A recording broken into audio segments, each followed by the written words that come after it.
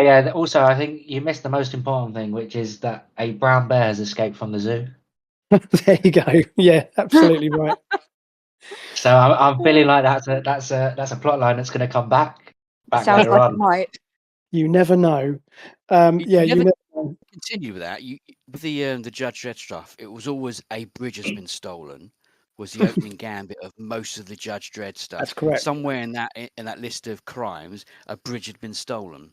That's right, because the Judge Dredd scenarios always started, didn't they? They had like a whole. It was like Hill Street Blues, where you'd have like your briefing, and they'd always. But Kevin's exactly right. There'd always be something like that. So yes, who knows? The brown bear. You see, I'm going to write that down now because I'm going to have to make the brown bear come back, aren't I? Because now you've said that. Yeah. You are. It's right. It's being on my note. Brown bear escape. That's right. I think you may have picked up on the wrong thing to focus on there, but I'm gonna make it happen for you. Okay, amazing. Okay, so this is right. We started recording, so despite hello again to everyone listening, i.e. me. This is episode, I think, 3, official episode 3 of Golden Heroes, Legacy of Heroes, quotation marks, Crossfire, part 3, I think. Alien Exchange. Alien Exchange. That's a very long episode title, but we'll go with it. As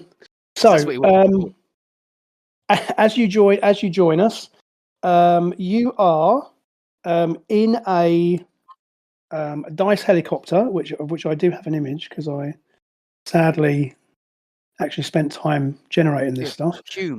Or seeking. Oh, cool. That's the dice helicopter, or thereabouts. Where's that general? It's on the if you sign into the ICVTT, I've got it up there. Oh, okay, yeah, I'm there. I think the dragon's not going to fit. The dragon's not going to fit. I mean, to be fair, the dragon, you could have the dragon. I mean, it's up to you. You could have the dragon sort of flying along. Can someone not ride the alongside. dragon like Falcor? Yeah, maybe. But I was gonna talk about your character though first of all. So Awesome. so I think because as we know, so Sarah Jane, you're playing the character known as Phase Strike. Yes. And Phase Strike obviously is. I have it in my head from the background that has a bit of a nature affinity. Yep. And I'm going to suggest that what's happened here is that that Phase Strike has actually worked with dice before. Okay. Let's say that you were involved in perhaps capturing the brown bear. Who knows? But regardless, what's happened is you've had a communication episode because you've worked with Major Dawson before. There was another case that you became embroiled in. And so as a result, Major Dawson has contacted you through because basically where this exchange is happening is kind of in your patch, if you like. Bearing in mind that the exchange has been set to take place in a stone circle. Yes. And given your kind of natural and mystical affinity, then Major Dawson has contacted you in the hopes that you can offer some local assistance. So our other two characters, which are 10cc, who's Mike's character, and Hyde, who's played by Kerrin, I'm going to say have been for whatever reason have been called off to deal with something else. It was important that Captain Sonar be part of the exchange, obviously, because of if nothing else, because of the affinity that he seems to have, or that McCrell has for him. And again, Anurin, obviously, wants to turn up in the form of a dragon. So there you go. So I'm going to say that you've been contacted by Major Dawson, and he's basically sent you some coordinates, and so you are waiting in the woods, a short distance away from where the stone circle is located. And as you're looking around, alert. As you recall, one of your superpowers is that you have heightened senses. Mm-hmm. You have animal senses, which means that your senses are of a much higher level. I seem to remember also we've got one to pick, so I said there's one to confirm. So I think we'll get. I know you've got animal senses for now. If anything else suggests itself to you as we go through, then of course you can pick that as well. Yep. Okay. And I've and got so I'm good at gymnastics. Yep. You got a boat. And as of course, I'm sure you're probably posed in a crouched in a superheroic pose. And as you're listening keenly, you hear in the distance the sort of soft whoop, whoop, whoop, whoop, whoop, whoop, of a helicopter approaching, and you obviously hear it way before anyone else would hear it. So Kevin, are you going to be flying in as a dragon, or are you just riding in the helicopter? Riding in this helicopter. Okay, so the helicopter approaches, and again, you see this helicopter. It seems to be unnaturally quiet. Helicopters are generally quite noisy, but this one seems relatively quiet. And obviously, DICE have got the latest technology, so their helicopters are fitted with some sort of stealth muffling device or whatever. But this thing comes in very quietly, and it kind of drops to a landing, and out drop Anorin, who I believe we established that you sort of know Anorin. Is that correct? I seem to remember there was some link in your origin story. Yeah, I can't remember what it was at this point, but yes, I think so. Can I just check? Is it an Anorin or an Irin? An Irin. An Irin. Okay. How dare you correct my pronunciation? Sorry, I'm sorry. No, it's totally fine. That's fine. So we're in autumn from 1984, so this is definitely I'm getting Airwolf vibes from. 100%. Oh, I love me a bit of Airwolf, and that you would not be at all far off the mark there. I think if I could have found a picture of Airwolf that I could have modified, then I 100% would have gone for that. But anyway, there you go. Good old AI to the rescue again. Look. So anyway, so this helicopter sort of drops down and out pop. So you recognise an Irin. An Irin, is that right? Yeah. Recognise an Irin, and alongside him is a hero that you may not be familiar with. He's clad in a kind of military style blue bodysuit with cool looking boots and glove and gauntlets. And this is Captain Sonar, who is the gentleman with whom Mackrell has formed a bit of an attachment. And Mackrell herself then sort of steps out of the helicopter, and she's very, even though she's wearing this powered armor, she seems young. And however, she does have a strong bearing about her, so you get the impression of perhaps aristocracy. She carries herself very well, even though she hasn't been able to communicate fully because it seems that she has some sort of a translation device, but it doesn't seem to be working. So your communication has only been fairly basic up to this point, although it is, as I say, quite clear that she's definitely a fan of Captain Sonar. Now, so the helicopter deposits you, and you exchange pleasantries, and the helicopter takes off again, and so you head off towards the stone circle, which, as I say, is a few hundred meters through the woods. Okay. Awesome. So I don't know if there's anything you want to cover between the three of you before we make a start, before we move on. Not that I can think of. Cool. I mean, are we definitely making the exchange for Lola, whoever? I think at the moment that's a good question, because at the moment, obviously, because you don't understand the situation with Mackrell, because she's not, because as I say, you're not really been able to communicate with her, and of course Lola Nirvana is she's a civilian. I mean, regardless of being a film star, she's like an innocent civilian. So Major Dawson's, I won't say orders. That's maybe being a bit strong. He's said, look, I think we have to go along with this at face value. Regardless of what we think about this, they have a civilian, and Mackrell seems to has some understanding of what's happening here. She doesn't, she hasn't kind of tried to escape. So I think your best recommendation from Dawson is to simply, is to go ahead with it and see what develops. And obviously, of course, he knows that you will act especially Captain Sonar. You know, you're a military dude, or at least a dude with military associations. And again, he knows that Anirin is pretty powerful, and also that he trusts Phase Strike because he's worked with Phase Strike before. And again, the details of that mission will be in Golden Heroes Annual #1 probably. But anyhow, so at the moment you're going ahead on face value, i.e., the plan is to take McCrell and to do this exchange and see what develops. Okay. Can I just take an Irene to the side and just sort of say, all right, now I didn't know you were going to be here. Is there anything else that I need to know other than what I've been told? Because I only know the very basics at the moment. Do we trust this McCrell? You can't trust anyone. I assumed she was a Fae, but it appears she's more alien than she's less alien than the Fae. But no, by which you mean she's actually an alien. Actually, an alien. Yes. The only caveat I would say is her armor looks a bit crystalline, and they were trying to give us diamonds. I don't know. Interesting. Helps Interesting. But as I'm talking to an Irene, I'm looking at him carefully to work out whether he minds me calling him Nye or not.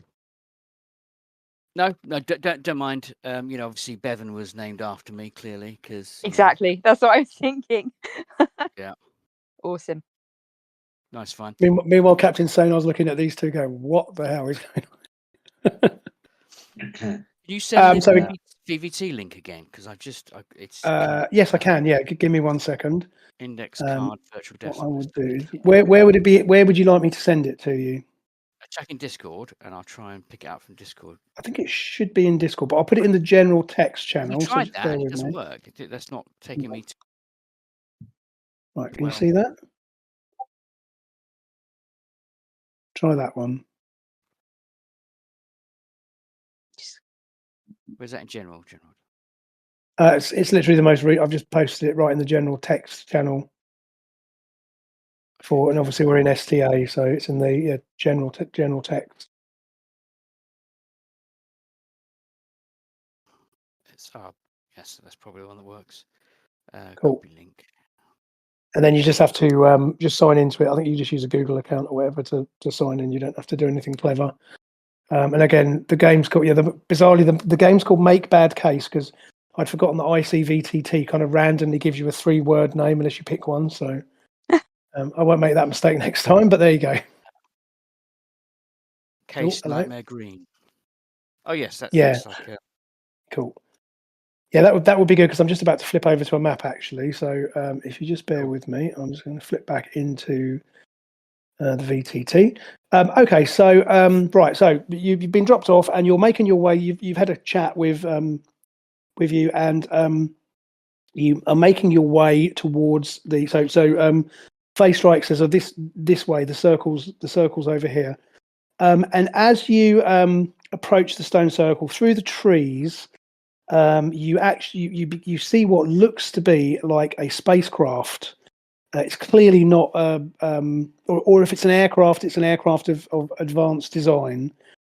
And as you come through the trees into the clearing, you can see that there are 2 figures standing by the craft, and that there are also a couple of figures actually flying above it, and there are 2 further figures standing in the circle itself. So if I flick over first of all so there's a bit of a mood piece for the image. So these have all been these are all black and white drawings from Golden Heroes that I've coloured myself. So apologies for the basic nature of it, but that's essentially standing stones, spacecraft on the far side. So awesome. as you approach, so can you all see the map there? Hopefully you can see that. Yep. Right. So you're at the top. So I'm going to move. Let me move 10cc and hide out of the way. So you guys are at the top again. If you hopefully you can see there are squares, and that will become important. But so obviously there's McCrell hanging on the arm of Captain Sonar, and so you come out into the clearing, and so Dead ahead of you in the circle, you can see this figure here, who he appears to be the alien who had originally abducted Lola Nirvana. He's standing next to Lola, or Lola Nirvana standing next to him, and she looks somewhat bedraggled, although she's wearing like evening dress, and because obviously she'd been on her way to a presentation at the film museum, but she doesn't appear to be harmed as far as you can tell. And then again in the air, there are two figures in the air, and again two figures by the shuttle. One of the figures by the shuttle, one of them is a hulking great creature. It seems to be kind of made of stone. It literally seems to be made of dense grey stone. And standing next to him is another clearly female character in another suit of advanced power armor. Although this is different to the it's a different design to the suit that McCrell is wearing. And then flying around in the air, there's a creature who looks almost like he looks like a star, but like a human-sized star. And it does seem to have vaguely defined facial features. And he's zipping around in the air, and alongside him, or flying around with him, is another female who is essentially her. She seems to be sort of silvery in appearance. Certainly, her bodysuit and everything is silvery. She's got like white hair, and she's giving off a subtle glow around her as well. And they're kind of just flying lazily around in the sky above. And I mean, they're clearly metahuman. There's no doubt about that. And again, clearly alien in origin. Okay, so right. So as the character in the stone circle sees you enter the clearing, he calls to you, and it seems as if he's managed to fix his translator device, because when he made his declaration about this exchange, the English that the translator was delivering wasn't the best, but that seems to have been resolved. And he beckons to you and says, come forward. But he wants you to wait at the edge of the circle. So I'm going to move. If you guys just want to move yourselves, just to check that you can move yourselves. So if you can just find your token on the map, and just, if you can, just drag yourself and put yourself. Yeah, that's it. Somewhere around about there is perfect. And then we'll drag McCrell over, put her with you, and she sort of stands slightly behind Captain Sonar. Just again, she's. Okay, cool. And he says that is far enough. I am Singularity of the Star Guard. I am here with my compatriots, and he beckons to the other members of his team. He says, "This is Starquake, and this chap here is Starquake." And he again looks like essentially looks like a grey piece of rock, but in human form. He's quite large, and you definitely get the impression of great strength from him. And he's just kind of standing there, kind of rubbing his knuckles together, basically.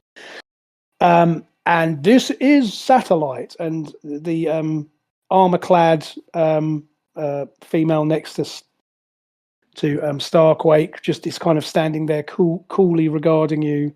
With her arms folded, and then he then beckons behind him and says, "And this is Starburst," and he gestures at this being who's flying around up here. And as he hears his name, Starburst emits like a group of smaller kind of replicas of himself, kind of come flying out of his mass and kind of swirl around him, and then they kind of fly back into and rejoin the main body. And then finally, this is Corona, and he gestures at the woman flying around behind, and she is again is just watching you, but And you get the impression that this seems that very this almost seems like he's probably done this before, the way that he's he's literally introducing them like it's they're a band or something.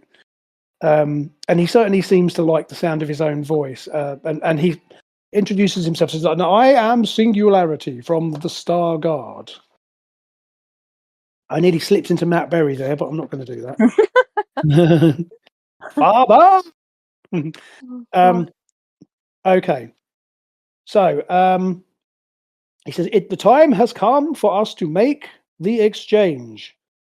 Mackrell, and he switches into a as he addresses her, and he switches into a another language,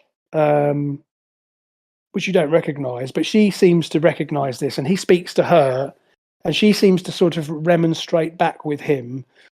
And they seem to be having as I say, he's obviously, convincing her to go with him. Meanwhile, Singularity is kind of holding on to the arm of Lola Nirvana, who's, again, she's trying to she says, will you people help me? I don't know what's going on here, but can somebody help me? And this is kind of, so there's a bit of a tug of war going on here. So how would you like to handle this? So again, you're kind of there. These other guys obviously are keeping an eye on you, but they don't seem to be making any overtly hostile moves at this point. So really over to you. What would you like to do? Does it appear that Mackrell wants to go back with them? It's unclear because you can't understand what she's saying, but she doesn't seem to be frightened of them. It's more like she's kind of arguing with him. And again, you also get the slight impression, again, because of your so Face Strike, because of your kind of heightened sense that you have, you kind of get the vibe that he's actually slightly deferring to her in some way. In other words, he's not. This doesn't give you the impression of being, let's say, she's not being kidnapped, she's not being abducted. This almost seems to be like a formal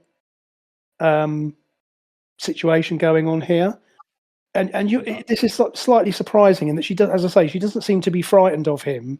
It's more that she's almost expecting, due kind of respect, if you like. And surprisingly, he seems to be deferring to her a little, although he's, still insistent for her to go with him.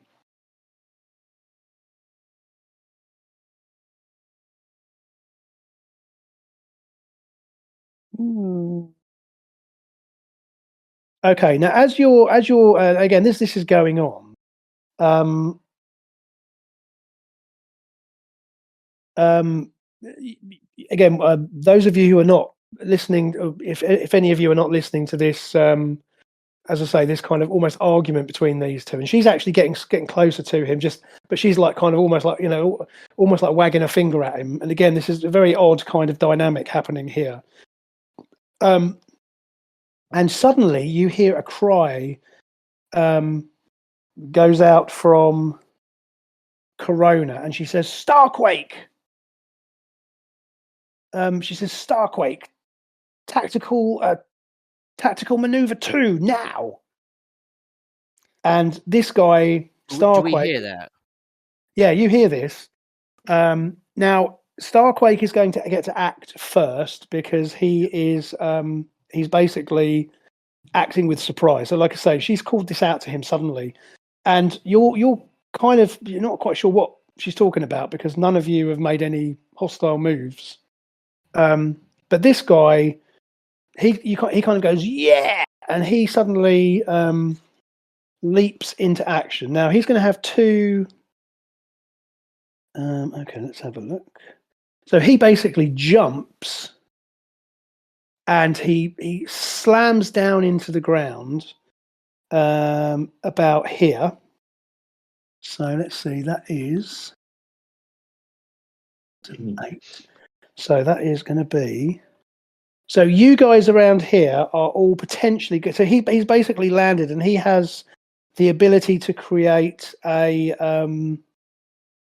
seismic disturbance. So what I need you to do is we'll go from the top. So an iron first. You need to roll a d20, but you need to roll under your dexterity to avoid being knocked to the ground. So my dexterity is 12. Okay, so so you're okay. So Captain Sonar, if you'd like to go next. Hey, I'm good. 14. Okay, and then Phase Strike, if you'd like to go next. If it will do it.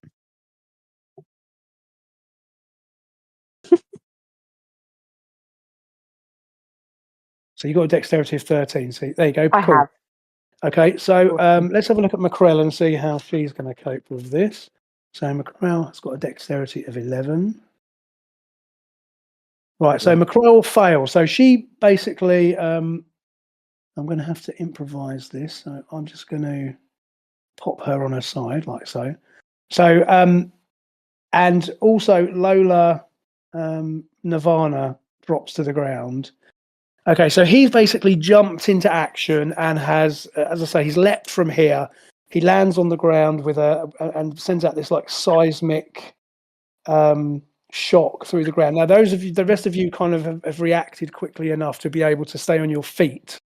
So now what we're going to do is we get to go into combat because obviously you're being attacked. And so at this point, you don't quite know what's going on, but we're going to go into combat to see how this plays out. So I want one of you to roll can one of you roll a d10 for me, please?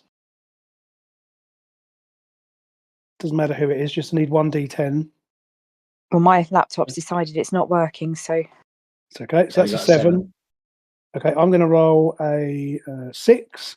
So the way that this works is we're going to take 6, 1 or 2. So basically, the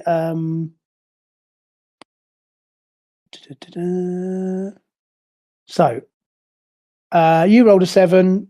So that means you get to go first, and you get 1 frame of activity before they get to act. The way that initiative works, if you remember, is that you both roll a d10, you take one number away from the other, and then the difference in is the amount of frames that or there is a ratio to tell you how many frames you get in advance. And what it means is you get to basically take a frame of action. You can take that before they get to do anything.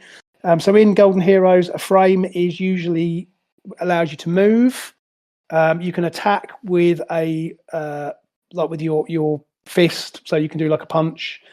And any superpower which has 1 frame time duration, although I think most superpowers tend to take two frames. Which we call an action as well. So realistically, you could probably move and punch somebody in that 1 frame, or you can move, just move if you want. Or you can also, if you want, you can hold that. You can hold that for later. But you're going to get a free frame to act before they get to do anything. So the way it works is we go in dexterity order, which I've helpfully written out on my little sheet here. So Captain Sonar will get to declare first because you have the highest dexterity on your side.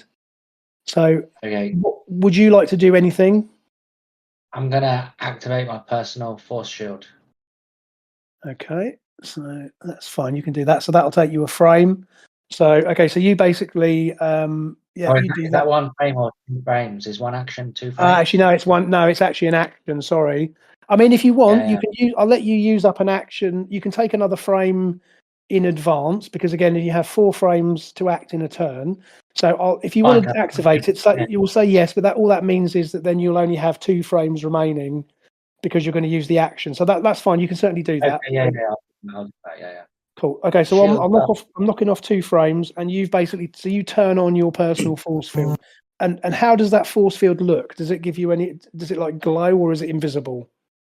It's invisible. Okay. Like the Ready Brick Kid.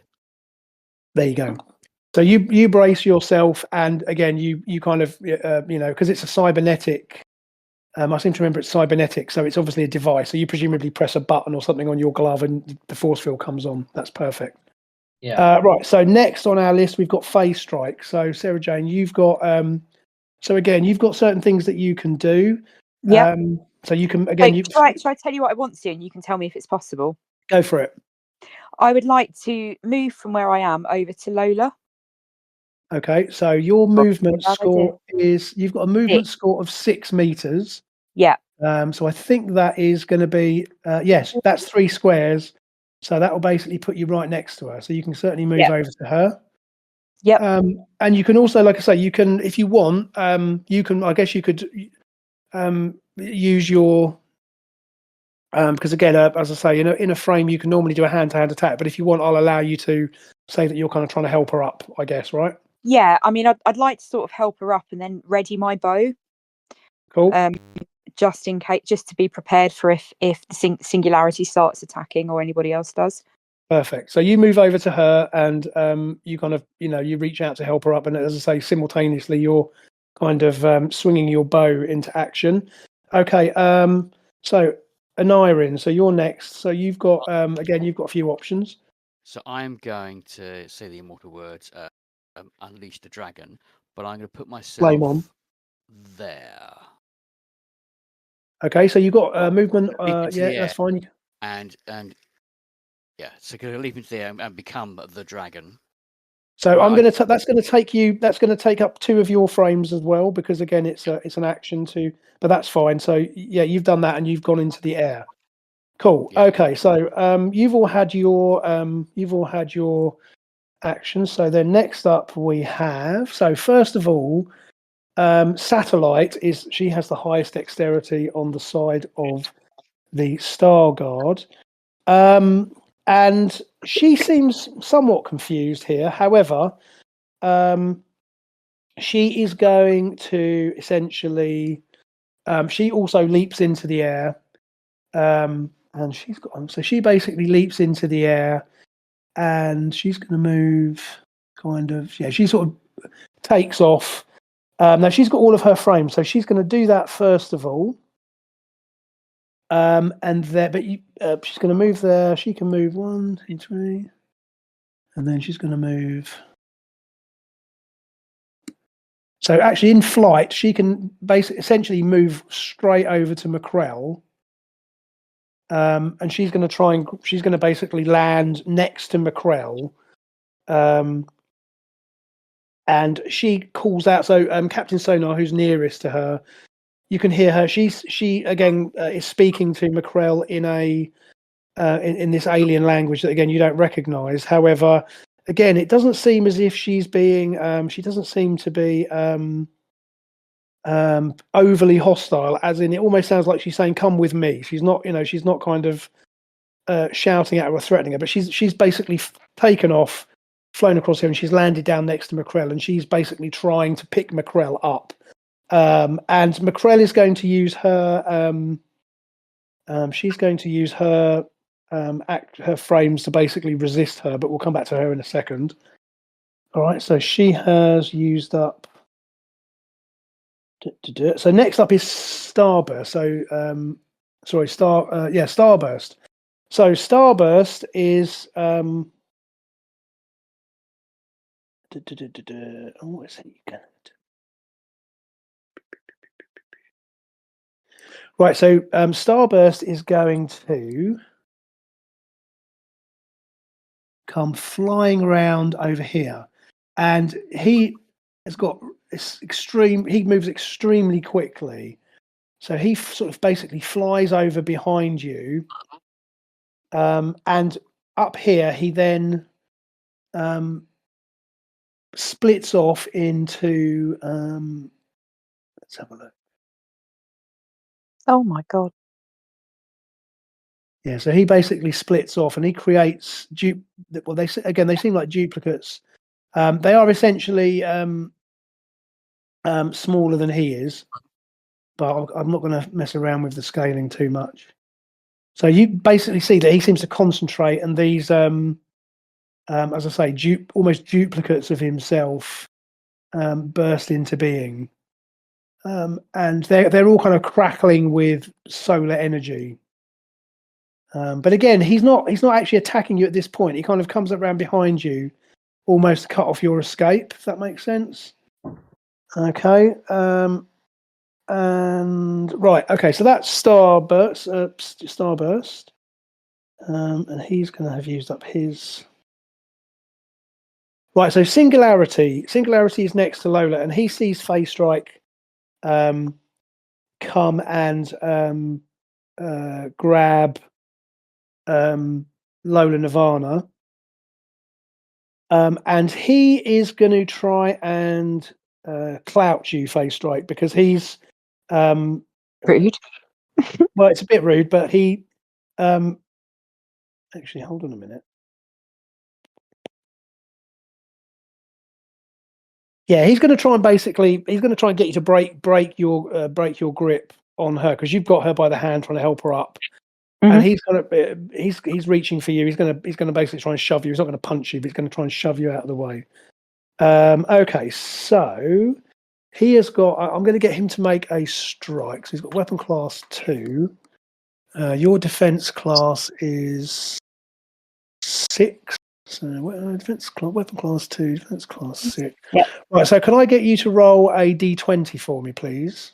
I've got a dodge modifier as well. I don't know if that makes. Yeah, we'll come to that because the way that dodging works, if he basically succeeds in hitting you in inverted commas, because again he's not punching you, but he's trying to basically shove you off her. Yeah. Then you'll get a chance to dodge, so you get to react to that. But so if you can just roll a d20 for now. A d20 gave me a 12. A 12. Okay, so that's good. So you have. Let me have a little look here.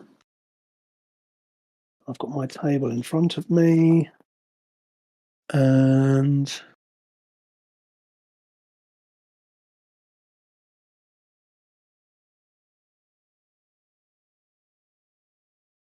you said you rolled a 12. Yes.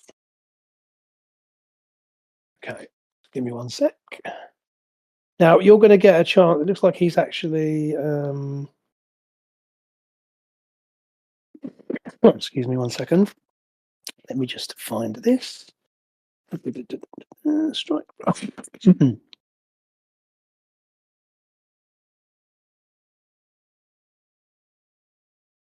So he needs to equal or exceed. That. So just bear with me. Right. So yeah, you've managed to avoid him. So he's gone to strike you, and you've you get the sense from him that he's actually quite powerful. You know, you get the sense of strength and power from him, and so you're quite keen to avoid being hit by him, or so he's not actually hitting you; he's trying to shove you. But you've kind of managed to avoid his shove. Now you've still got. So you've used up what we call a combat response to dodge out of the way. Yep. So I'm going to knock off another frame. So right. So Singularity's gone. So next up is Corona, because again these guys get to act now, and then you guys will then have some frames to use up to respond. So Corona has got she has got a movement of this. So she is going to move. So she's going to move.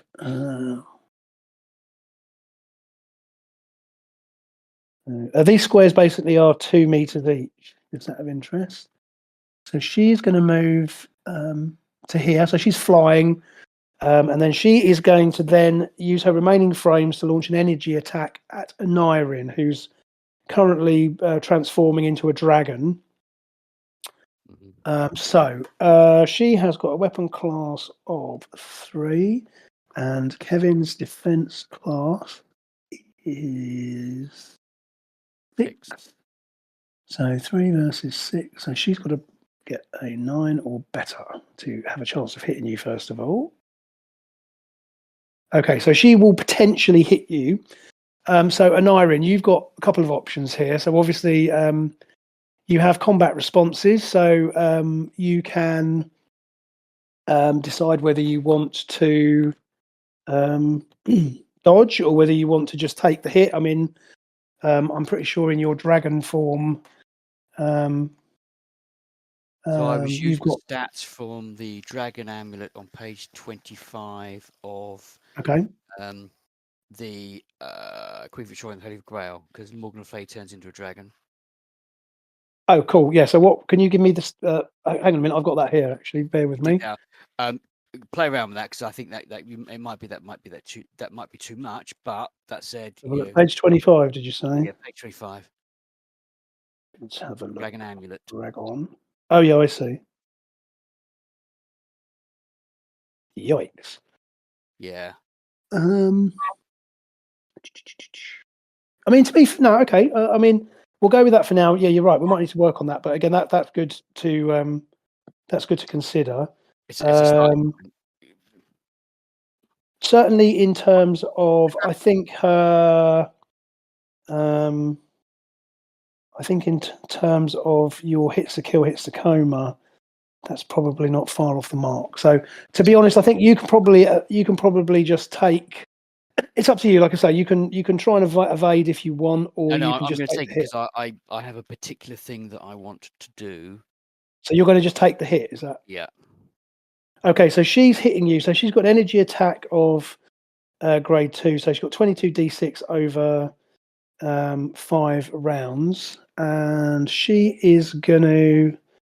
I think she's going to put all of that into hits to kill. No, she's not going to put it all into hits to kill because you can't put it all into hits to kill. But she's going to put in the majority of it into hits to kill. So energy attack. At least one dice in hit to coma, or one. Correct. Dice yeah. So she's got grade 2, which means that she has no more than 10 d6 can be discharged in any one action. So the worst that all she can do is she can do 6 d6 hits to kill, 4 d6 hits to coma, because there can be no more than 2 dice between them. So she's going to stick 10 dice into this attack. So she's not messing about, basically. Mm-hmm. So what I'm going to do is I'm going to get her to roll. So this is going to be the hits to kill. So 1, 2, 6. So what's that? 7, 9, 17. 17. So that's 17 hits to kill. Now, according to the Dragon Form notes that we were just talking about, it's got a divider of 4. So, divider of 5 rather. So you're already going to take what, 3 points from that hits to kill. Yep. Mm-hmm. And then hits to coma. She's going to roll 4d6. So what's that? 10, 11, 12, 13, and that's divided by 4. So you're going to get 3 points from that as well. So I mean, essentially, she's shot at you with this energy blast, but you barely notice it. It kind of just ruffles over you. So that's Corona. So next up is Starquake, and Starquake is over here. So he's going to go for Captain Sonar because Captain Sonar is just the nearest. And so he's going to move up to you.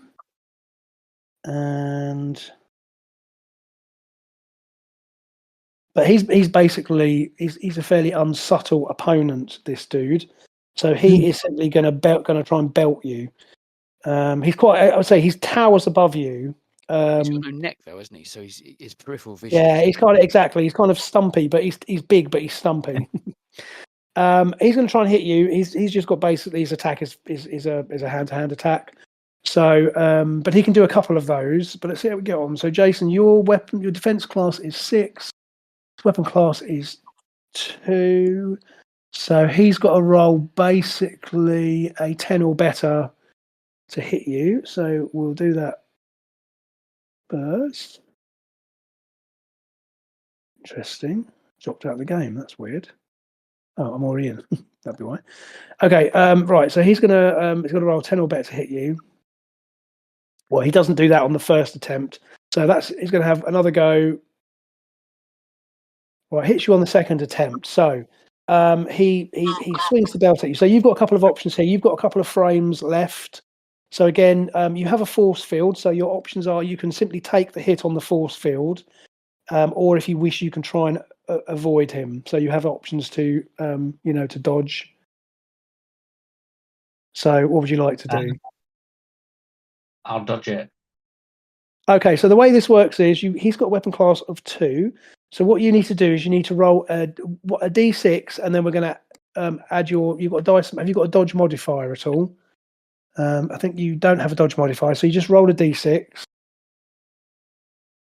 for me. Let's see what you do. So that's a 3. He's got weapon class 2, 3. Okay, fine. So he basically misses you. He basically you. Oh, sorry, no, you fail your dodge. However, I'll let you have another go because you've still got. You can take up another frame if you want. You've still got a frame to go, so it's up to you. Again, That's right. you're going to just take the hit.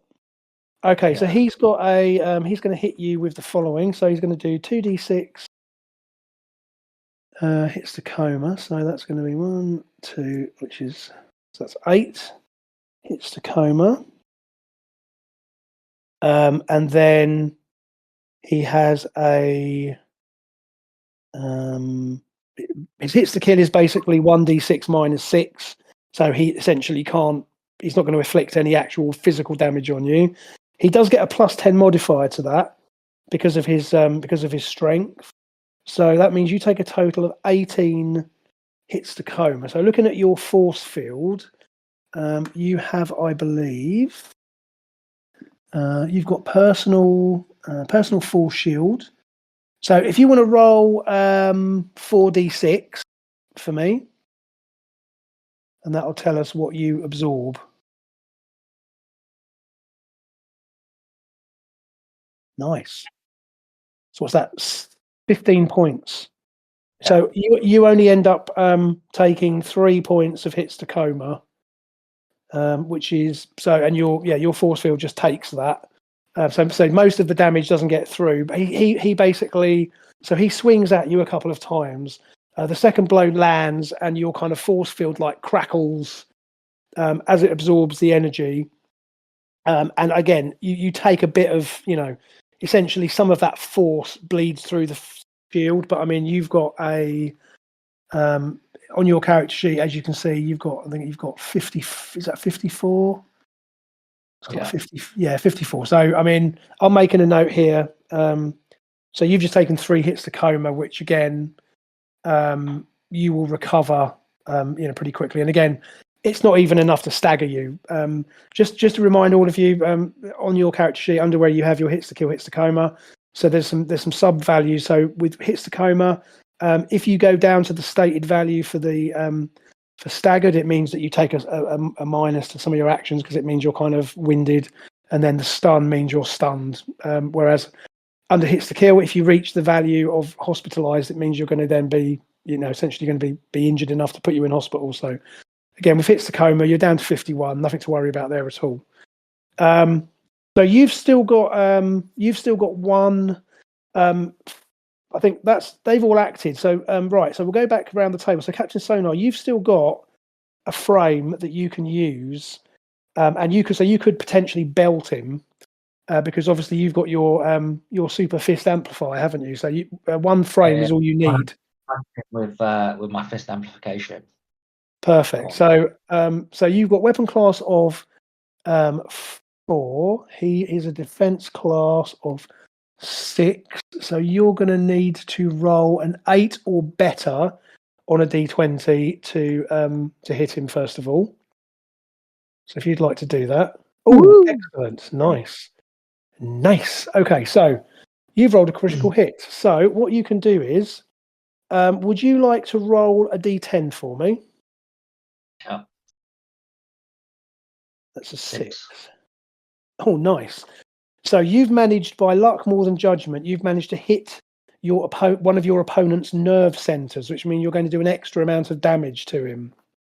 So just by luck, you've kind of hit him in the solar plexus, even though you couldn't tell where the solar plexus is on this guy if you had to draw a map, because he's in such a weird form. But you basically hit him in a vital spot. So what we're going to do here is we're going to roll your damage. So you have got your fist amplifier. So you get so if you want to roll first of all 2d6 for hits to coma, because you don't get to any hits to kill, because again you're doing it hand to hand. So that's what, 7? And can you Yeah. roll an additional one for me? Because you get a bonus from your I have so a that 4, was so that's 11. So 11 points of hits to coma, which is due to you. That extra dice. Essentially, you got an extra dice because you hit his nerve center, and you also get plus 18 to that because of your because of the extra strength. So that is a 9. That's 29 points of damage to Starquake. Oh, he doesn't like that because his hits to coma is, I think he's got 77, but you've just knocked him down by about a quarter of that, over a quarter of that. In fact, well over a quarter of that. Okay, so yeah, so he's not very happy about that. And because you've done more than 25 points of damage, he is actually going to be knocked back. So you essentially spin round, your fist crackles with energy, and as you belt him, he, like I say, you hit him square in the chest, winding him. And I'm just going to check about pushback. As I say, because you managed to roll over his pushback threshold, then what that means is... Right, okay, so for every 5 or part thereof, he's driven back 2 meters. So, yeah, he's there. So he's essentially knocked back a square. And there is a chance that he might fall over. Okay, I'm going to... off the top of my head, it doesn't tell you what the chance is. So I'm going to give it a 50-50. So 1 to 3. He falls on his ass. Love it. Okay, so you not only if you belted him in hard enough to knock him back, he also trips on a, there's obviously this is uneven ground, and he trips on a rock or something, and he ends up on his butt, and it's going to take him at least 2 frames to get up. So you've kind of knocked him to the ground, and you could probably follow it up with something like, and stay down, ugly. Okay. And I'm going to shout out. I'm going to shout out. Rock beats scissors, but fist beats rock. That's perfect. I'm going to give you a bonus for that because I'll give you a bonus. I'll figure out what that does for you, but I'm going to reward you for that because that's a great one. Right, Face Strike, over to you. Your next act. So you have now got you've got 2 frames left. So again, just to remind you, you can move. Yeah, I think you can pick her up because you've got sufficient strength to pick her up. So you pick her up. Can I just because there's all this energy flying around everywhere? Can I just sort of shove her behind the stone, the nearest stone, to try and give her a bit of cover? Well, I'm just going to say that just takes you a frame. Starquake. Sorry. Just make sure it's not Starquake. Yeah. No, that's a great idea. So what you do is I'm just going to say that's going to take you a frame. I'm not going to get to roll for that. You just say, keep your head down or something like that, and you basically shove her behind this rock here. Yeah.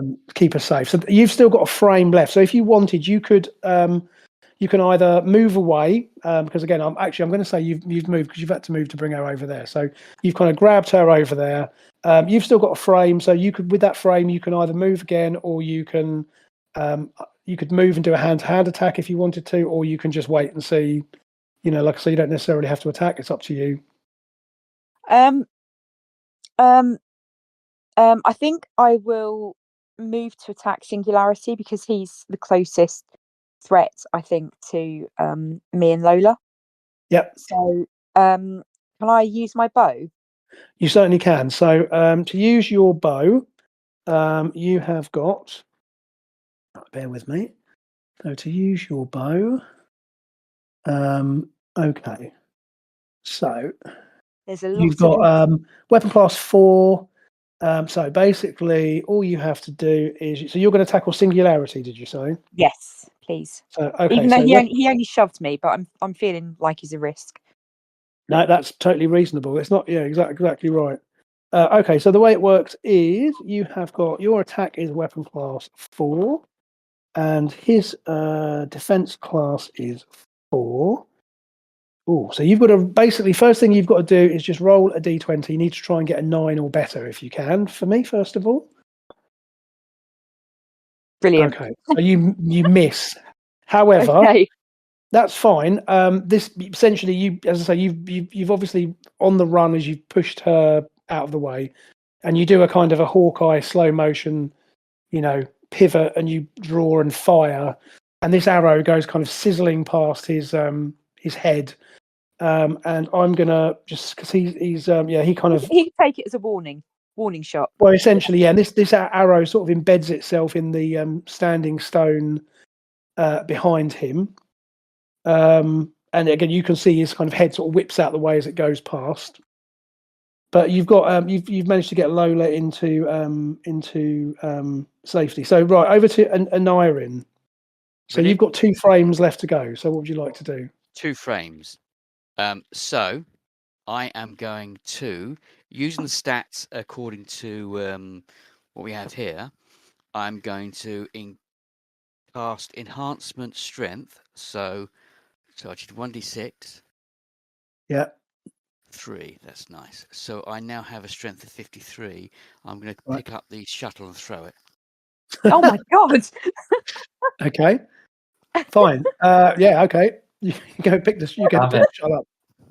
So what I'm going to I can throw 46.5 tons. Yeah. Maybe No, that's yeah. That, no, you can. I'm just double checking. I don't think it says anything in the scenario, but I'm in 46. It says it's a shuttlecraft. It says it's a shuttlecraft. Yeah, works for me. So, can I make a request? Yeah. Can you swing it around your head like you're throwing a hammer?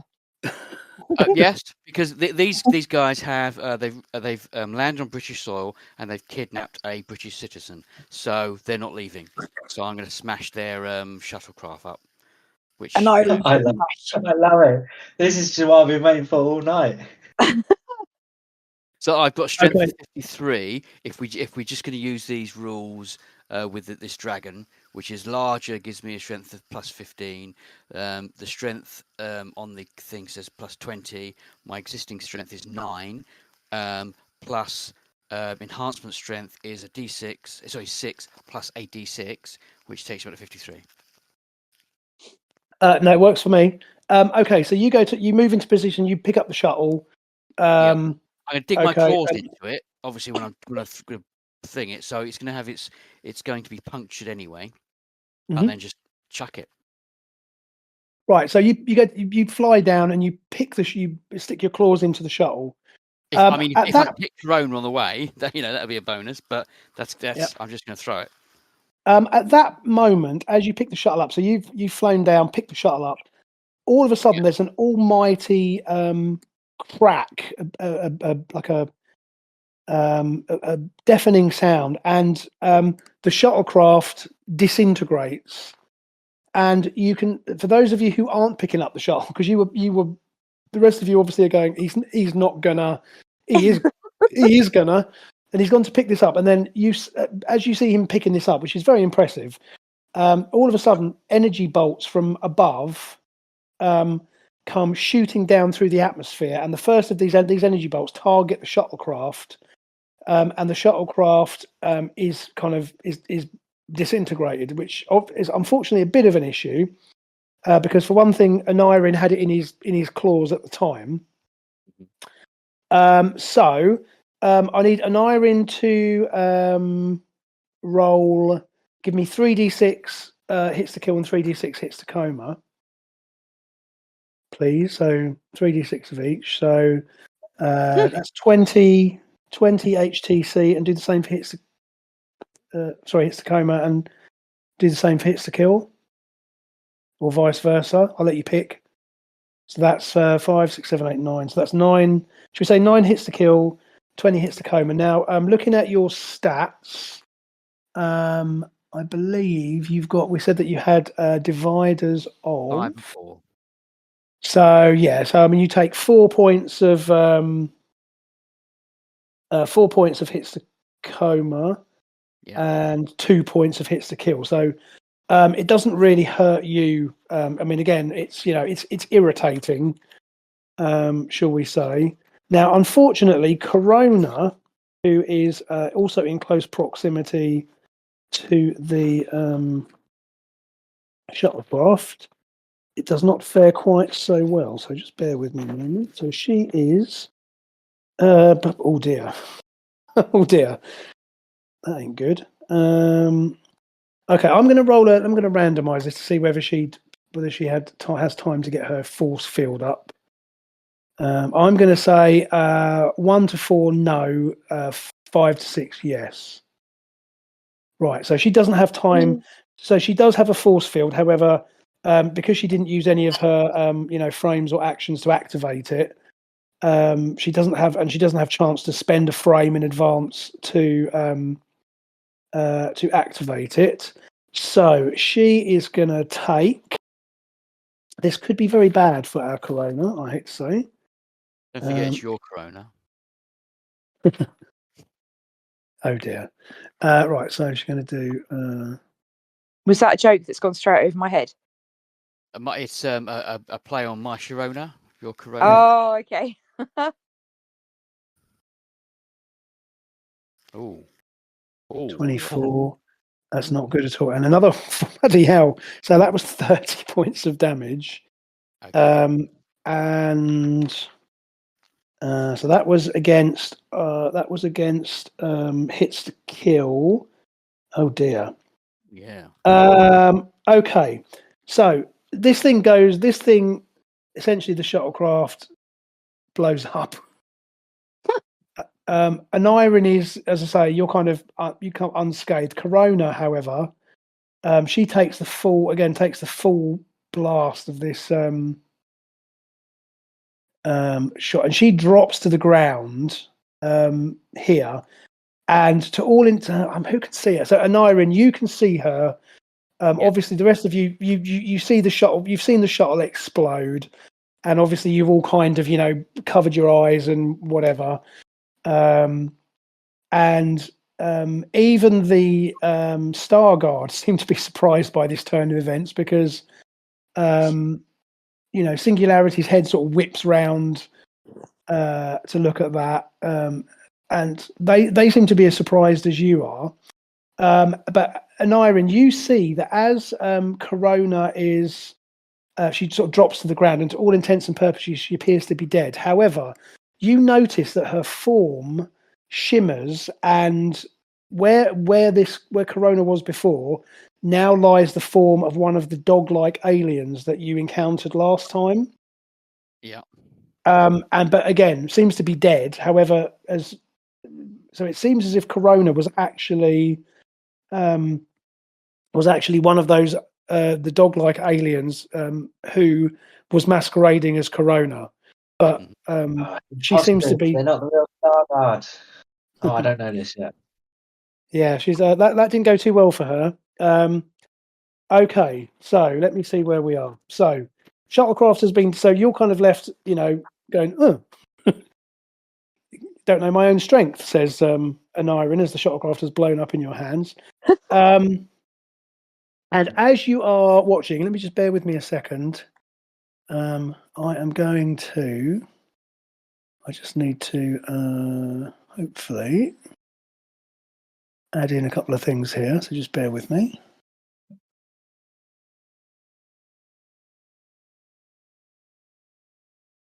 Oh, I know. What's that from there? Oh my word! Oh. Are these the dog-like aliens? Yeah, actually, what I'm going to do is I'm going to replace Corona with this dude. Unfortunately, he's sort of dead. But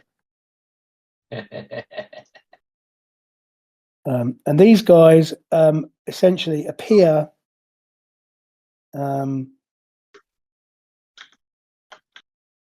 around the stone circle, like Brilliant. so. And these are clearly alien. They are, as I say, they're canine type aliens. They're obviously carrying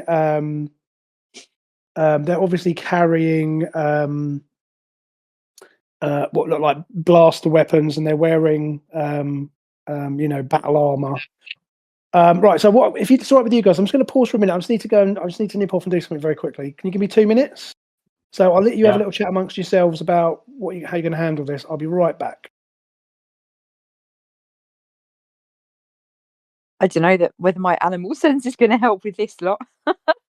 I mean, they're animals, aren't they? Can't you do something to them? I don't know. I don't know what I can do. Yeah, they're dog-like. Have you, Anna, have you shouted out that she was a wolf warrior in disguise? No, not yet. All right. So I mean, it looks like they've been infiltrated, right? That's why she tried to get them to beat us up. So it may be that, in fact, the Star Guard are not so much good, but aligned opposite to the Cry. I think that she's a princess, and they were sent to rescue her. Okay. And the dog people want to capture her. Yeah. Or kill her. And they're like her royal bodyguard or something. Yeah. Oh, okay. So I feel like I've got to finish this guy off quickly. Let me just pummel his face in. Teach you a lesson. Notwithstanding, there is some bigger craft in the upper atmosphere or directly above us that's shooting at us. Yes. So do we think that Singularity and Satellite and so forth aren't actually bad? No, I don't think they're bad people. They have their own agenda, they're which confused. is not aligned. Sorry? They're confused, aren't they? Well, I'm confused. Because the way they were talking to her, I would suggest they have their own agenda, which does not align with the Cry. The Cry seem to be wanting Mackrell, and because we are a primitive planet, they simply grabbed somebody to get leverage away from the Cry. So we could do with potentially getting the Star Guard to be on our side, or at least I don't want to use the term dovetail, but potentially get us to dovetail so that we are all pointing in the right direction, in the same direction. Mm-hmm. Given that the enemy of my enemy is my friend. We don't know. It might be that the Cry actually are the better of the lesser of all the evils. It may be they're the worst. I think we should just kill Mackrell and then see what happens. That I'm would. trying to get. Because ultimately, if you take away what they want or what they don't want, or their choices, they turned up on Earth, kidnapped a British citizen. So I should just unleash a giant energy blast at Mackrell. Very dare they? And we can all just call it a day and go home. I mean, that is so what I'm going to do is I'm going to fly directly up and go full Captain Marvel on whatever spacecraft's up there. I feel emboldened by the fact that I've been able to lift this thing up and was going to throw it and it disintegrated in my hands. Go Falcor. That's what I'm going with. Hello, I'm back again. Hello. I heard the tail end of that. So just bear with me while I get back onto the map again. So as I say, these guys have all appeared and obviously not looking too friendly. As they appear, Singularity, i.e. he here, he basically turns around and he says, Star Guard, defend the princess from the Cry. No. And surprisingly, he then moves to engage. He forgets about you, Face Strike, and he moves to engage these guys who he's described as the Cry. Okay. And... I mean, shoot him anyway, but...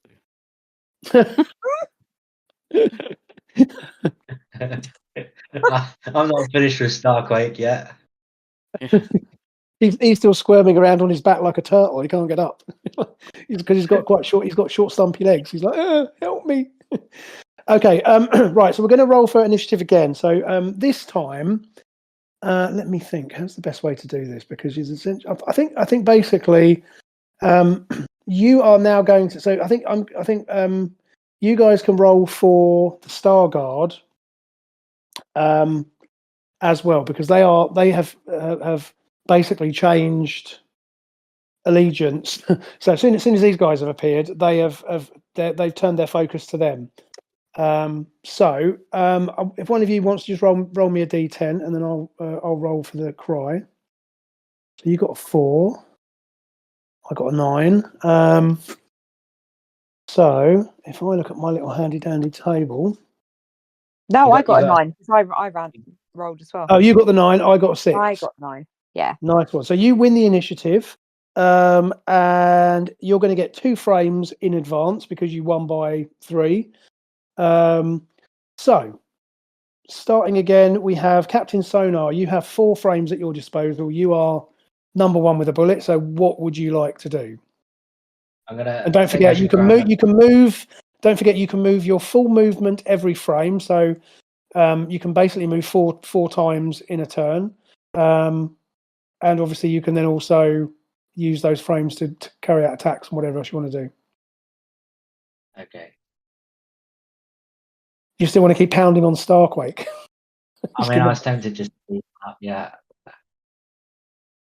Have I seen these guys? I guess I've seen these guys. Yeah, because they literally popped around, and they're kind of yeah. You certainly have. We know they're trouble, right? So yeah. I can only move 2.5 squares, right? Basically, but that's per frame, so you could move that distance times 4 in a full turn. Can I move like all the way up to this guy and like start punching him? Absolutely, yeah. Okay, yeah. Can I do that then? Yeah, move up to him. Yeah, so that's basically that's essentially 2 frames worth of movement. But that you still get to move that in every frame. Plus, of course, you get to use. You can also then you can use your frames to act or whatever as well. So you've moved. Okay, can I start? We can do belt him. Yeah, 100%. Okay, so I've got my little list here of what the cry stats here somewhere. Okay, so if you want to punch him, so again, it's quite straightforward. You've got weapon class of 4 with your fist amplifier. He has got a defense class. Defense class of 8. Oh, that's not good. Defense class of 8. So you're going to need to. You're only going to need to roll a 6 or better on a d20 to hit him. So if you want to roll a d20 for me first of all. That's oh dear. You can hit him again because again you've got each fist attack only takes 1 frame. So hit him, burn another frame, hit him again. That's more like it. Okay, so you've hit him, and I believe that with a cry drone. Okay, cool. So you've hit him, and if you would like to roll me 2d6 hits Tacoma, and then you add 18 to that. So there we go. Nice. That's 11. So 29. What's that? 29 points of damage. He is toast. He's only got a hit Tacoma of 20. And essentially you deck him. I mean, you've not killed him, you just essentially flattened him. And he's out for the count. Cool. So that's good. So Captain Sonar's done that, and next up is Phase Strike. So what would you like to do? Right. How many frames of movement have I got? So you get 4 frames. Each frame you can spend your frame to move. You can move up to your movement in each frame, so that you could move whatever your listed movement is times 4. Okay, 1 frame is what you do to do hand to hand, but if you're shooting with your bow, that's an action, which is 2 frames. Okay, so could I? My cursor stopped moving. There we are. So I have a thing called a somersault attack or something. Oh, yes, you do. Am I able to combine these frames and do it? Oh, that's the wrong person. Move myself. Hang on. Yeah. If I can me. Somersault attack this guy, but just to save time, as I'm at the apogee of the somersault, do a bow attack on this guy. Oh yeah, because it sounds cool. So I'm always going for that. And basically, so you're gonna move, which is fine. You've got plenty of movement to cover that. Land sort of somersault around attack it says you have to move at least 4 meters, which you are going to be doing. Yeah. And it takes you a frame to recover, but that's fine. You've got frames, and then so you can spend, and then 2 frames for your I think is it bow attack? A bow attack, yeah. Yeah, let me just double check how many for. I think that's fine. I think that's totally doable. And if it's not doable, I'm going to allow it to be doable because it's just cool. And it's my birthday on Friday, so you know. Well, there you go. Okay, fine. So you're gonna So you do your somersault first of all. Sorry. Happy 21st birthday. Oh, thank you again. So I take it what you want to do is you're going to do the bow strike in midair, right? So you leap into the air. You're going to loose bow. So let's make the bow attack first. So your bow attack is a weapon class 4. Again, they've got a defense class of 8, which is really not good for them. But they are essentially minions. So weapon class 4. Yeah, you've got to roll a 6 or better. So if you want to a D20, just roll a D20. You need to get 6 or better. That perfect. That's good enough. Okay, and then that does a damage of 1d6. Oh, look at that. Okay, so give me 1d6 plus 3. So roll a d6 first of all for your hits. 3 plus 3 is 6. 6. And then if you could then do 2d6. So what was that total? Oh, that's 9. 9. So that's 9. Plus 3 is that's 9 plus 3 is 12. Plus 5 is 18. So you've essentially, you stick him with an arrow, which is, and then you're going to follow up with the somersault attack. So mid-air, slow motion, jump into the air. You simultaneously kind of bring your bow round, knock an arrow, shoot it, catch him square in the chest, and he's badly injured. And then just to add insult to injury, you then go flying into him feet first.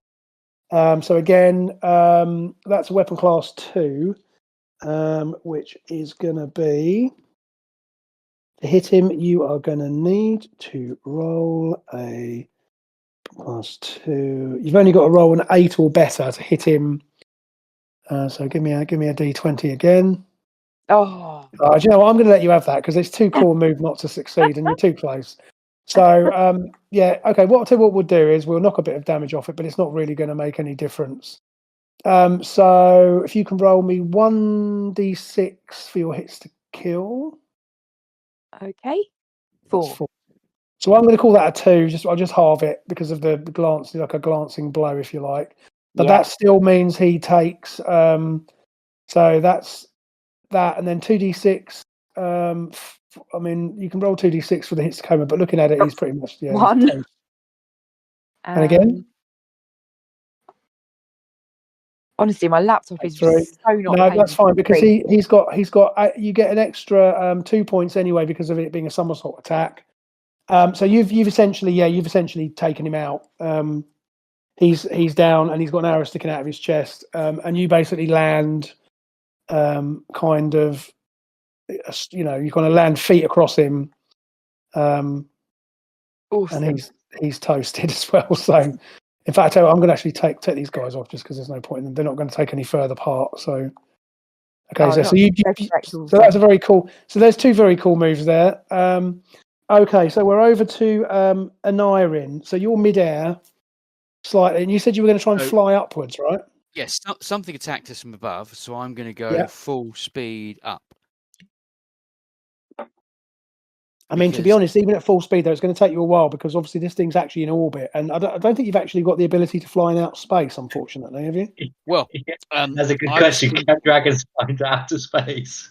Because the powers listed in Queen Victoria, there's nothing to do with environmental survival. No, but I can use Mystic Shield around my head to have enough oxygen. You could do enhancement. Hang on a minute. Haven't you got a power that gives you the ability to simulate other powers or something? Enhancement does that. Oh, not enhancement, no. Well, okay, I'll give you. Okay, I mean, Mystic Shield. All right, we'll say that will give you a couple of minutes of air, a few minutes of air, because actually being a dragon, you're quite big, aren't you? So Yeah. Okay, I mean, it's possible, but it's going to take you a couple of rounds because you've got to fly that high, and even at your flying speed, it's still going to be flight grade 1, which is only double your normal speed. So that's only So I mean, realistically, it's going to take you a while, but that's cool. You can. I like the idea, so go for that. So you're what I'm aiming flying to up. try and do, obviously, I've got my energy strike is flame. That's not going to work in space, but I do have claws. But because of the enhancements, I've got a strength of 38 plus 1d6. Okay. So I'm going to get up there and punch a hole in it. damage. Try to punch a hole in it to create create structure, to damage the structural integrity, and then fly back to Earth. Okay. Fine. So that's your intention. So you're going to use your frames to be flying upwards. Okay, that's cool. So the drones are going to get to act. Well, so actually, no. Next, we've got the Star Guard. So, okay. So Satellite is here. So she is going to. She has got a flight of 25. So she basically has. She zooms across here. So what's that? 1, 2.5, 5. Oh, actually, no, she's got no trouble. She basically flies over to this dude. She has got an energy attack of electrical. So she is going to smite him with electricity, with the power of science and electricity. So he's got a weapon class 3, defense class of 8. She needs to roll 7 or better. Oh, geez, nice. Okay, his lucky day. So she zaps him with a lightning bolt, which does bugger all. But I'll get to. She's got another frame left, so she can use her last frame to have another go. Because that's embarrassing. There you go. That's better. So that's 19. He is going to need 2 energy attack, 15d6. So I'm going to get on. What am I doing? That's wrong. Apologies. 1.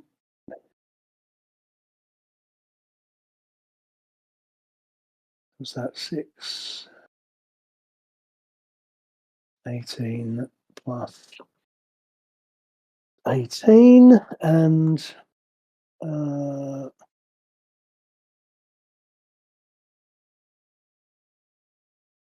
oof. Jesus. Okay, that's pretty good. Right, so she goes flying in, and she tries to zap him the first time, and he somehow manages to dodge it. Comes in again with her other gauntlet and hits him with a lightning bolt. And he is dropped to the ground. I mean, he's pretty much most of these guys can't take much more than one hit from a super. So yeah, I mean, there's a strong stench of burnt dog as well. If you burnt dog hair in the immediate vicinity. He's not actually dead. He's if any of you take the time to look at him, he is still moving, but he's kind of groaning. And as I say, there's like smoke coming off his. Essentially said he's gone woof. He's gone exactly. He's gone woof. There you go. Yes, he's exactly that. Gone woof. Okay, so that's Satellite. Starburst, meanwhile, has got Starburst can move like the clappers. So actually, no, I can't move that fast. Bizarrely, that's interesting.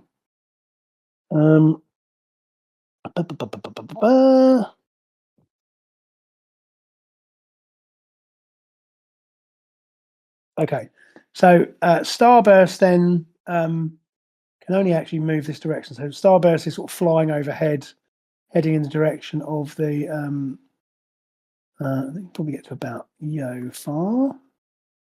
So Starburst and his / her little satellite beings are kind of heading over towards these guys here, and then Singularity. So Mr. Singularity is going to. What's he going to do? Oh, he teleports. So he disappears and then he reappears behind this dude. So you see him pop out of existence, and he reappears behind him. And then he is going to give this chap a slap here. So weapon class 2 versus 8. So he needs to roll an 8 or better. Yeah, he's going to hit him twice with his remaining frame. So that's 2 hits. And he is going to be doing super strength. So he has got. So, okay. 7. 7. And same again. That's he takes this guy down. His hits the coma. He exceeds the guy's hits the coma quota. So he's down and out for the purposes of the fight. So like I say, he teleported in behind him and just basically bash, double hit him, takes him down. And then Corona is toast. So Starquake is still trying to get up. So he can get up this. He can get up this round. He's going to get up, and he is going to have a go at, where can he go? He can move 10 meters. What's that? You can jump into combat, can't 8. Yeah, exactly. He could do that, but he's going to basically leap. He can leap 20 meters. So he can go 1, 2, 3. Yeah, he basically jumps and lands on top of this guy, which is not good. And he's going to just land on him, and he is going to. Does he need to do anything other than land on him? Beg your pardon? Does he actually need to do anything other than land on him if he's made Not of rocks? really, no. Well, I'm going to give this guy. He's got a slight chance to avoid it, but it ain't going to happen, I don't think. Have a look.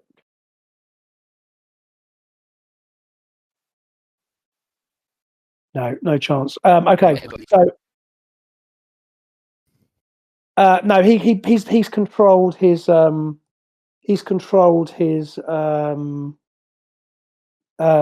leap. So he lands on this guy and sort of squishes him essentially. I mean, again, he's pretty much had it. So there's one who's left. One guy left.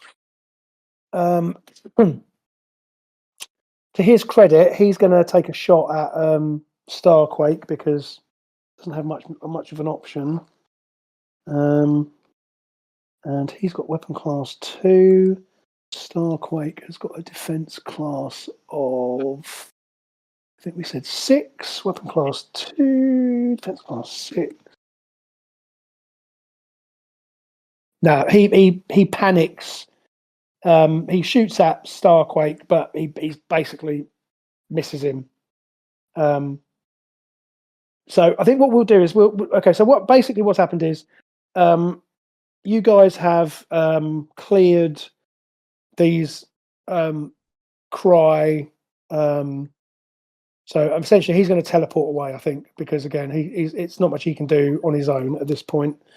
And meanwhile, so we're gonna skim ahead. So you guys are sort of gathering yourselves down here. Sonar, I guess, will go and help Macrell and kind of help her up.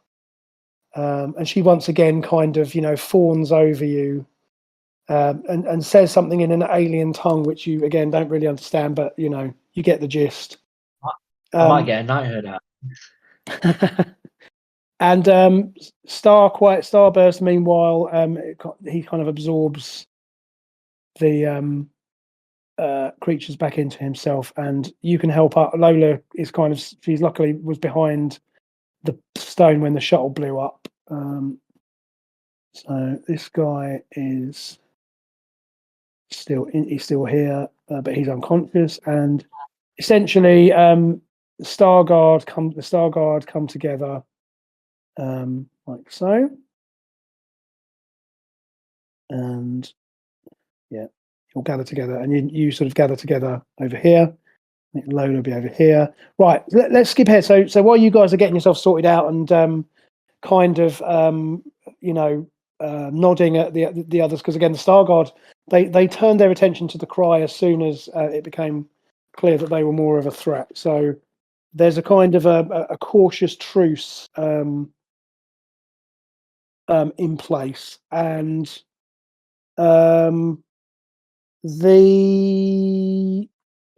and Irene, so you're kind of flying up, and as you're heading up into the sky, you see this vast bulk of this clearly alien battle cruiser kind of hovering in the upper atmosphere. And as you're, it's still you guys down on the ground. This thing is still shooting down energy bolts, but the fire is quite inaccurate, so you're not in any immediate danger. It seems to be giving like covering fire, but again, I assume that we assume that once the remaining Cry soldier has like beamed back on board and has like reported that all the rest of his team have been wiped out, they're maybe considering stepping up the assault. So you're flying upwards. So what did you say you wanted to do? You wanted to get up and rake the side of the ship, attempting to create some kind of breach. Okay. So I mean, to be honest, I think we can just have, as long as you can hit it, I think we can. We can take it as a. I don't think we need to make too much of it, because again, this thing is a. I think what we'll do actually, we'll assume that it's trying to shoot you down, because I think that's fair. So as the gunners see you, this giant dragon sort of flying up towards it, you can see that the weapons turrets on the underside of the battle cruiser, which were firing down at the ground, are now slowly, painfully tracking around to try and get a bead on you. So they're like, yeah.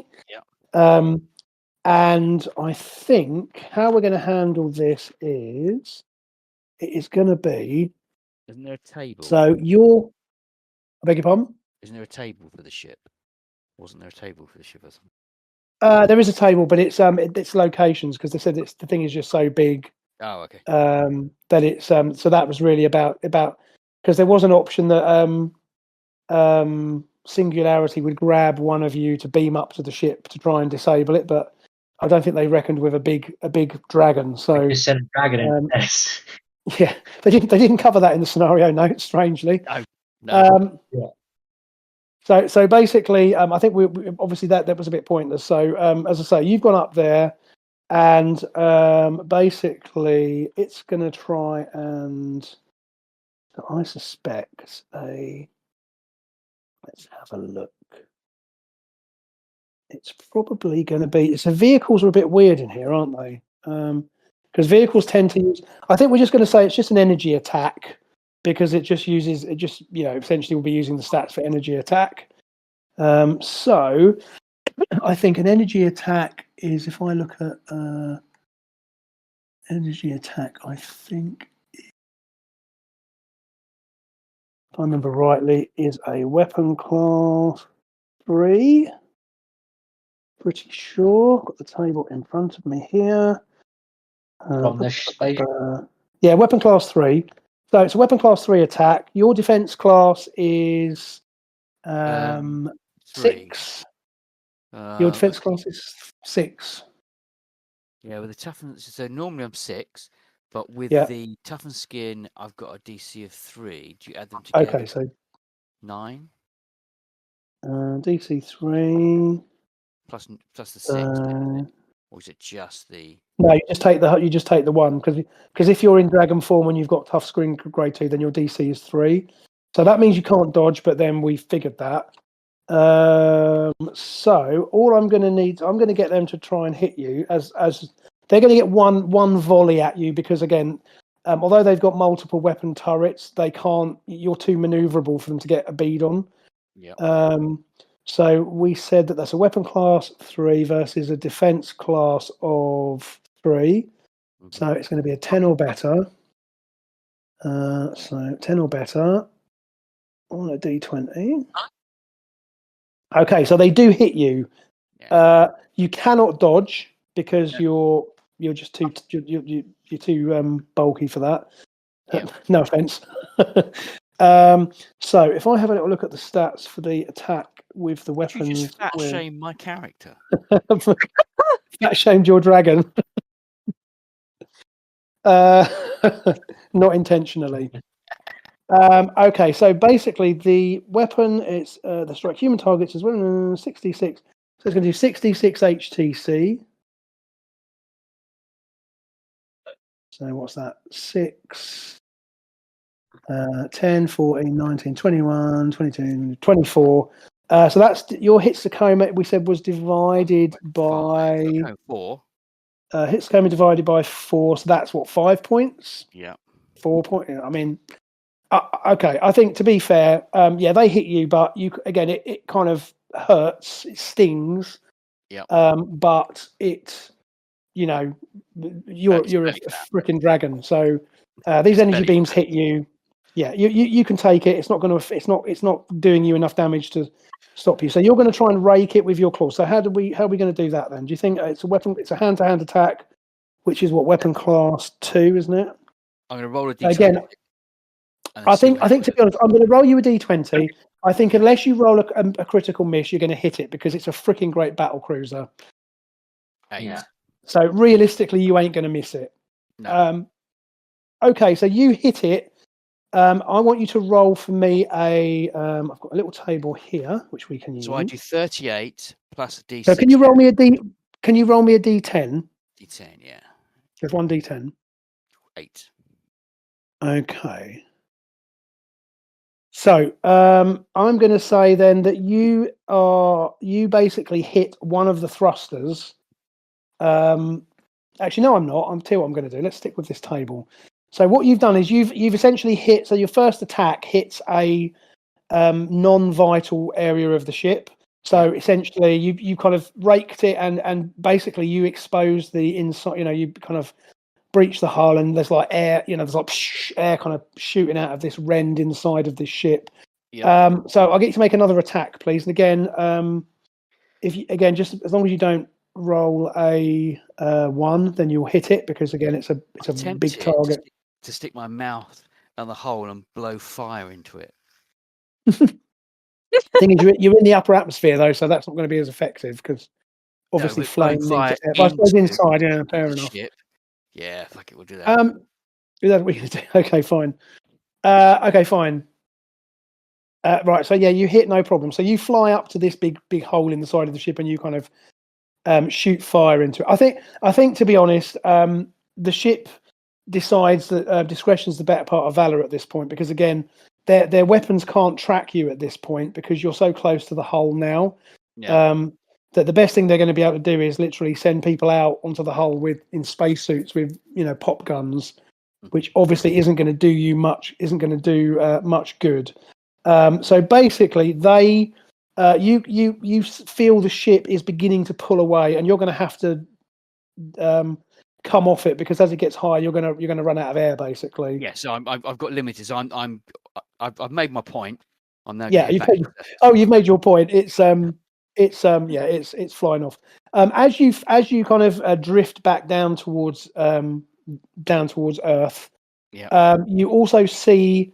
In the distance, you see what looks to be like a couple of Royal Air Force fighter jets that have obviously been scrambled to deal with this intruder. Yep. But they obviously, you kind of catch a glimpse of them. They're flying up, but this spacecraft is rapidly leaving the atmosphere. So they kind of bank off and head back down, presumably towards their. Unless it's a couple of Vulcans. If it's a couple of Vulcans, they could take them. Yeah, Vulcan bombers though. They're I mean they are still in service, but these are more likely to be probably tornadoes or something. I would imagine. I was thinking of the wrong kind of Vulcans. No, so the Vulcans. Not those Vulcans. They'd still be around till only a couple of years ago. We. Oh yeah. Yeah, the Vulcans are still around. The problem is that But they're very fast and can get into the atmosphere, which is how we. But as these were basically, like an incursion. They said they'll send tornadoes or jaguars or something out. Oh, those lightning interceptors. But anyway, the point is, you come back to Earth, and as you come down, you guys see a thumbs up on the way down, obviously. Of course you do. Yeah, you give them a salute. They go, "Fuck me, that's a dragon," and he's saluting us. You think the fire pilot's got problems? Those aliens have never even heard of a dragon before, and it's flying out of the planet trying to attack a spaceship. Yeah, I mean that should open a whole can of worms for them. So we try to go down. This thing come up and hit us, blew some fire in, and then flew away. Yeah, that should give a pause for thought for coming again. Like it. So you come back to Earth, and as you come down, you see that the two groups are kind of seem to be conversing rather than fighting. And I'm assuming when you come back down, you'll probably transform back into your human form, because landing on them as a dragon would be awkward, wouldn't it?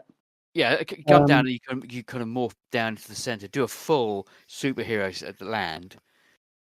Oh, you're gonna land on with your knee bent and your hair. Up. Yeah. Oh, yeah. You've got long hair, haven't you? Full Black Widow. Land down and stand up. Nice.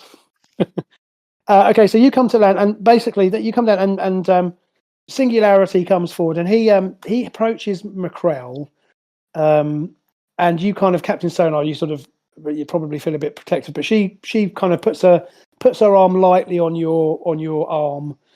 He comes forward, and he pulls out a device which he attaches. She takes off her helmet again, and he attaches this, gives her this device, and it clearly is a translator. And it turns out that so they between them explain that McCrell was an emissary who had been sent from one alien race to another, and she's basically due to essentially, it's a marriage of convenience to stop a war between three factions, where you have the McCrell was due to marry a representative of a star system called Belusky. Belusky, that's a really weird word. And she was meant to be met by a Starguard corvette. The Starguard are kind of galactic peacekeepers. And she was due to be escorted to this marriage, and it was going to basically put an end to a war between these systems. However, she was intercepted by the Cry battlecruiser, and she basically, her transport fought to the last against the Cry battlecruiser, and she evacuated to Earth, which is when you came across her. And obviously, those guys who were on the rooftop were Cry agents in disguise, trying to take her so that they could extend the life of this war, which they're profiting from. So by saving her and reuniting her with the Starguard, she reluctantly is going to leave to go and carry out her duty. And Singularity expresses his gratitude on behalf of the Starguard for your assistance in keeping her safe, and apologizes for the circumstances which led to your conflict. And he presents you all with a medallion. Imagine the medallions from the end of Star Wars, those kind of chunky starburst things. So they present you all with a medallion which identifies you as an honorary member of the Starguard. And McCrell, although she is intent on fulfilling her duty, she kind of goes to each of you to thank you, and when she gets to Captain Sonar, she kind of tentatively gives you a little kiss on the cheek, and you can see that she's wiping tears away, but she realizes that her duty is to take her elsewhere. And we've got dragons. We don't worry about that freeway war. Don't worry about it, love. We've got a dragon. Just stay on planet Earth. Yeah. She says, "No, right. I must fulfill my destiny, but perhaps one day we shall meet again."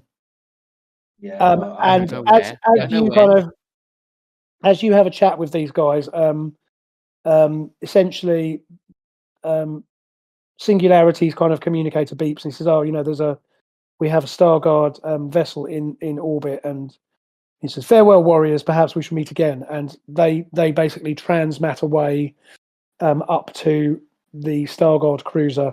And if you look up, just in the fading light of day, you can see a dim star just kind of move rapidly through the sky, and then it just sort of disappears in a flash of light.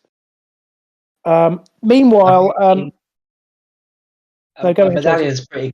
They could have at least left us a space shuttle. Yeah, exactly. Yeah, Well, that's right. Yeah, if only some git hadn't blown it up. One way or another, that shuttle was going down. Yep. And as you gather yourselves, Major Dawson. So basically, Dice. If I look at my picture of the Dice armored car, so some Dice vehicles come sort of rumbling onto the scene. These kind of vehicles come in, and again, the Dice helicopter sort of appears overhead. Major Dawson comes along and he says, "Oh well, we were observing from a distance. It seemed as if you chaps obviously had everything in hand." And he says, "I have to, you basically brief him on what's happened."